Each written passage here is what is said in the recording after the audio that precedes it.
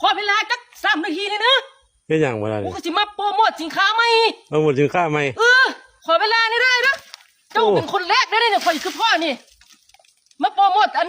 สินค้าตัวใหม่ผลิตเอง โอ้คือคักแท้ละสุดนะ อุ้ย ฮะเน็กไทได้มาได้ได โอ้ยเน็กไทอันนั้นมันบ่แห้งก็เลยได้อันนี้มา เพียงใด จับเบิ่งกล้องเด้นี่กาแฟตาอื่นเอียกเด้ผลิตใหม่ บ่มีซองมีหยังเลยมีแต่เอาใส่ถุงนี่ นี่ มันเป็นข้าวคั่วบ่เนาะบ่ได้ บ่ เนาะ แม่นไอ้วิธีการส่งนี่จังซี่เด้อไอ้เด้อบ่ต้องไปหากันไกลตัดให้มันยากแค่ฟาดเอารถเด้อโธ่ มือบ่จุ่มเนอะ มือและจุ่มเนาะฮ้อนไว้ โอ้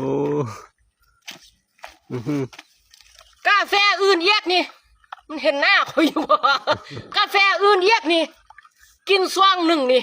มันอยู่ได้เป็น7 มื้อผู้เด้ไอ้ อื้อหือ อยู่ได้เป็น 7 มื้อผู้เด้ ไม่หยังล่ะมาคนน่ะบ่ท่านนี่ ไม่อันนี้ละเจ๊ค่อยกินให้เบิ่งบอกเลยเจ้าสิกิน เจ้ากินรถบ่กล้ากินแล้วเจ้าเอาไม่หยังมาคนเฮ้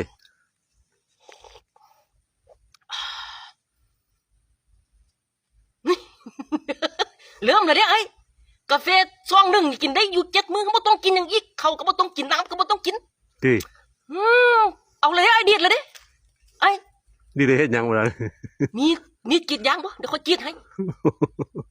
บ่ล่ะ เจ้าส่วนเดี๋ยวค่อยสิกรีดให้มื้อนี้นะ บ่ย่านหน้ายางมุนว่ะ อย่าลืมเลยกาแฟตาอื่นเอียกนะ